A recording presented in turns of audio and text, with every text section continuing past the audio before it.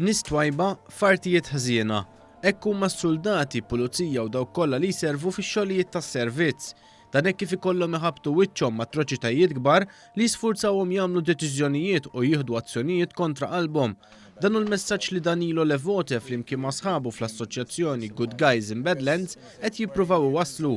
Wara li missjoni f'Bala Morgab fl-Afganistan ħaditilhom lil seħibhom u ħallit soldat ieħor bi ġrieħi serji lura fl-2011, ħassew il-ħtieġa li permezz tal-midja soċjali jaqsmu l-ġrajiet li għaddew minnhom waqt battalji f'artijiet fejn il-ħażen tal-gwerra jirrenja.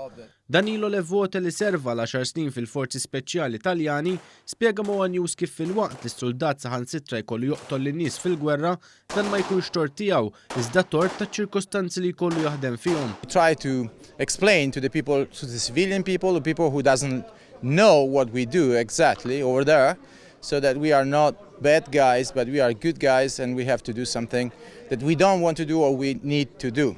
And we work and we make events to help all our brothers in arms, so all the people who wear a uniform, for ours is a brother, and all over the world, and for that reason we are here. Din l-assoċjazzjoni li għandha firxa wiesa fuq il-mezzi soċjali għall-ewwel darba fl-istorja tagħha premjat l-istruġent Simon Schembri bl-unur internazzjonali bl-isem Leonida. Dan wara li ddistingwa ruħu bis-servizz tiegħu fil-korp anke wara l-inċident ikraħ li għadda minnu. Xi ħaġa sabiħa li l-ewwel Malti li ħajtuni dil-award internazzjonali u ġejt rikonoxxut minn barra għal dak li kollu qed nagħmel. Bażikament li qed nagħmlu minn qalbi biss permezz ta' sħabi wkoll tal-fondazzjoni. Dak hija parti mill-ġurament li kont ħadd jiena meta dħalt pulizija dejjem biex ngħin il-ħadd ieħor. Il-premjazzjoni saret fil-preżenza tal-President ta' Malta George Vella waqt sparatura fix-shooting range tal-Pulizija f'Tagandja biss il-fondazzjoni ta' Simon Schembri Blue Light Foundation. Din kienet imtella minn Direct Action Shooting Academy u Elite Spartan Tactical Concept b'kollaborazzjoni ma' Good Guys in Badlands. James Abela mid Direct Action Shooting Academy spjega kif din kienet opportunità oħra sabiex juru kif mill-isport tal-isparar jista' joħroġ ħafna ġid.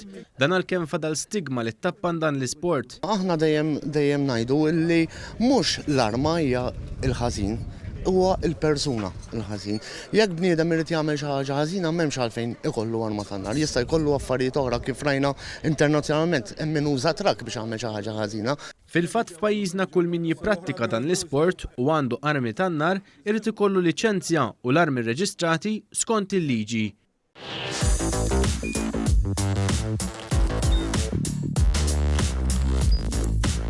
Idħol fuq one.com.mt u hemmhekk tista' tara l-programmi kollha li jxandru fuq One permezz ta' One Play.